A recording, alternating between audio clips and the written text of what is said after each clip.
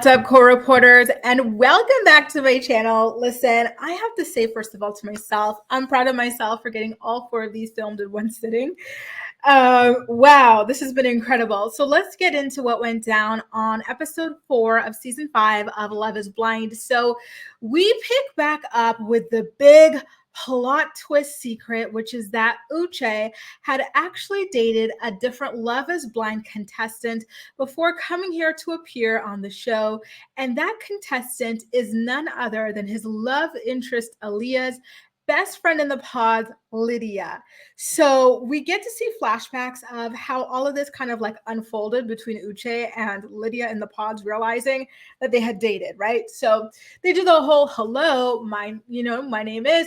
And so Lydia is the one who recognized Uche, right? She said, wait, your name's Uche. You have a dog named this. You're this, you're that. Like, I know you. And so she doesn't say who she is. And so he's like, who is this? I'm like, dude, how many girls do you date in Texas with her accent? Like, I'm sure you would be able to like recognize this, spunky, cute accent and like the energy, like, or even just like the tone of her voice. I feel like it's like unique enough that you should know, if you've dated this girl for a couple months or whatever. So I did find that to be rather strange. And so she's like, it's Lydia, idiot, and then she kind of asks, he's like, oh my God, like, no, like, this is an experiment. Like, we've ruined the experiment. We know each other. And she's like, what do you think? Should we start from 0? And he's like, no, like, so it was very obvious that she wanted to give this a second chance or a third or however many, because it seemed like they were on and off. And Uche just was not feeling it. And this again goes to the theme of Lydia just wanting anybody to choose her, right? She had this situation with Izzy. She's in it with Milton right now. And then here she was trying to throw herself at Uche again, but Uche turned her down. And I do feel bad for her. But again, I think that that's something she needs to work on internally before seeking marriage, because she's going to set herself up for a lot of dangerous situations this way if she's not vigilant enough. So it turns out the 2 of them only dated for a few months. And now we get to see Uche speaking to Aaliyah about it. And so he's like really tearful when he talks to Aaliyah about how he really, really, truly wants for Lydia to find the man that she deserves. And I'm sorry, but if I were Aaliyah, I'd be like, why are you crying over your ex of a couple months for? Like, there's got to be something missing in this story. Like, this is weird. Like, huh? Like, I just don't get it. Is there still like feelings there? Like, what's missing? And so obviously this becomes super overwhelming for our girl. So she again leaves the pods bawling her eyes out, which seems to be like a reoccurring theme for, for the poor thing. And so, then she comes back a little bit later when she gets herself together, and they start talking about Lydia being 100% like, gung-ho on him, but him not being ready for a relationship. And then Uche says that she likes Milton, but Milton isn't ready to be engaged yet and whatnot. I don't know if he's like saying that literally or if that's just based on Milton only being 24 years old or whatever. And then Aaliyah asks Milton if he was ever in love with Lydia. And she asked Uche, and Uche says no. It sounds like he might have been misleading Lydia. Either he was misleading her about a friends with benefits situation or a situationship, or she was like overly eager about what was only a situationship or a friends with benefit situation. Like, there's something really odd there to me, and like a symptom of miscommunication. And so at this point, Aaliyah and Uche exchanged their first I love yous. Hot on the heels of all this. Could it be me, girl? But all right, and alas, that continues on. And so now we get into Izzy and Stacy, what kind of goes on with their relationship now that Izzy has officially cut ties with the other girls who are into him. So just as a recap, those were Lydia and Johnny. So he decides to propose to Stacy, and she accepts his proposal. Mind you, his proposal was very weird to me. I'm not gonna lie. There's something about it and him that feels very insincere.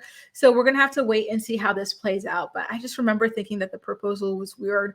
I can't even tell you what he said exactly, but I could tell you how it made me feel. And it was just a little bit uneasy.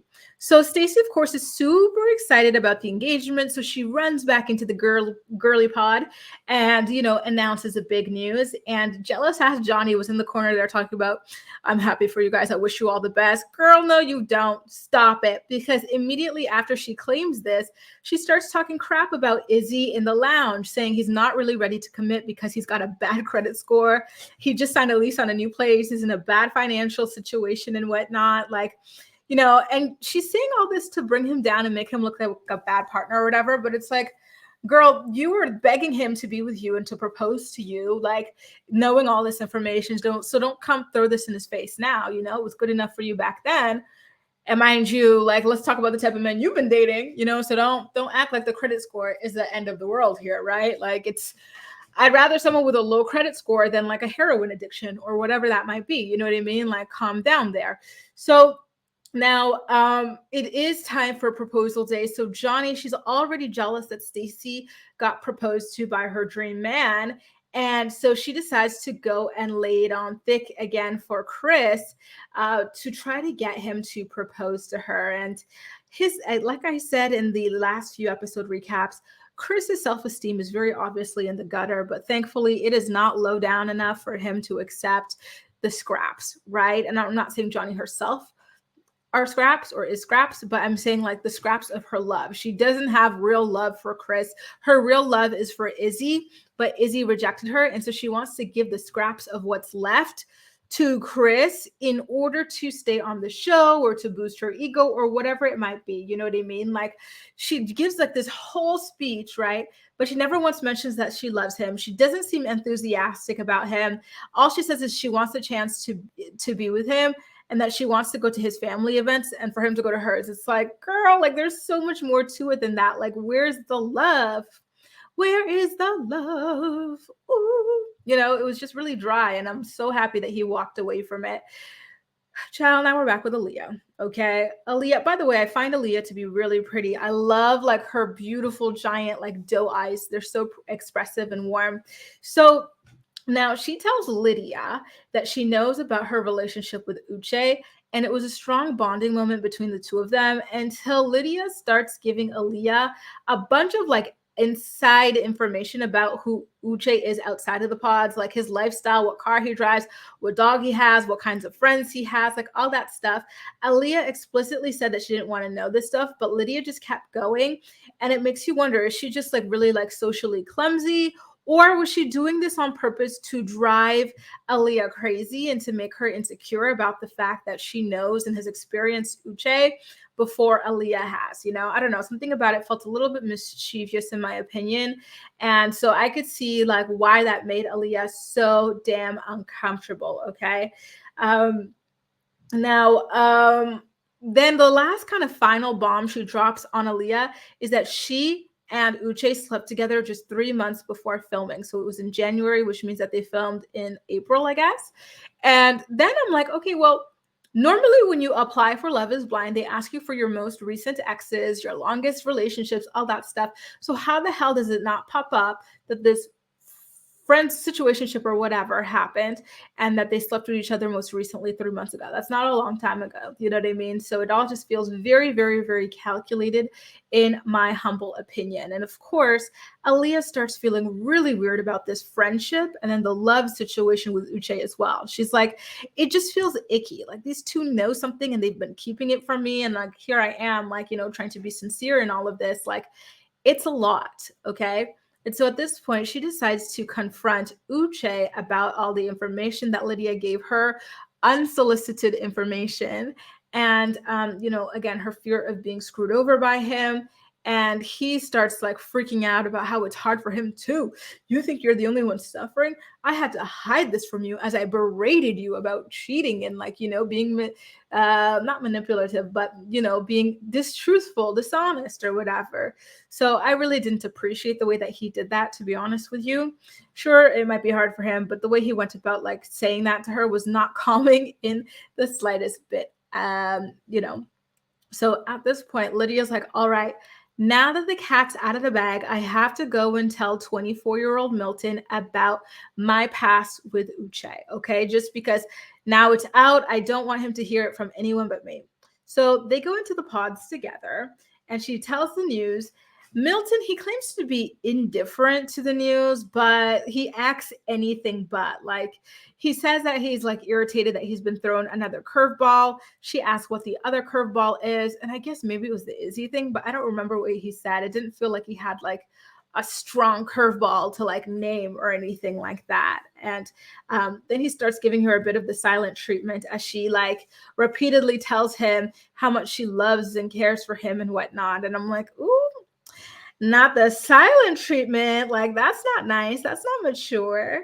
And, you know, again, I just can't believe that she's crying over the thought of losing like this, like, you know, this young guy whose like frontal cortex isn't even fully developed. I'm sorry, but really, I don't understand why a 24-year-old is on this show. You should not be like, oh, I need to get married right now. Like, no, you need to be living your life and vibing and dating as you try to find someone, not like, you know, jumping into a show to instantly get married and whatnot. Like, absolutely not. Like, please stop with these like, you know, super young people. Like, it's just not fun. Like, especially like the men, like women are not interested in young men. I'm sorry, but a grown, like, it's just, it doesn't work that way typically. Okay. Like, so I don't understand why they keep throwing these guys at us, the Miltons and the Bartises and the other super young guys.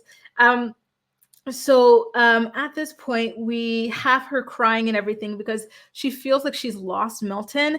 And so none other than Stacy steps up to comfort her. And Stacy's pep talk was actually like my brand of pep talk. It wasn't the whole, oh, you're the best, you're amazing, you twinkle so hard, my eyes hurt, let me put on my sunglasses, girl. No, she was very much like, okay, cry it out, then straighten up, okay? This is what you need to do. You dropped a major bomb on him. So why are you crying? Like, he doesn't have the right to be shocked. You know, like really good stuff. It was very, very practical. And I loved it. I was like, yes, like this is real, like real applicable, real world advice. And it's soft, but it's also stern and it's also realistic. And so I really enjoyed that. So she and Milton then ultimately do return to the pod again. And she explains a little bit more about her history with Uche. And Milton says that he's upset that she didn't mention it sooner. She explains that she couldn't have, which, you know, is true. A producer has come out to verify that. And I will get to that into another video about like, you know, the behind the scenes there. Subscribe to the channel if you haven't already for more info on that.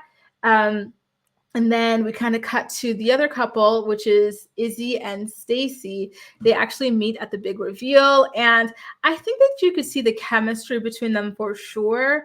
Like, Izzy is a handsome guy. Stacy is a pretty girl. So like, it makes sense. There were a lot of compliments and everything going on and everything. So I do hope that that is another like, you know, good match. So at this point, we've got two matches. Izzy and Stacy, in addition to Taylor and JP. So voila, we'll see how that continues to happen, right?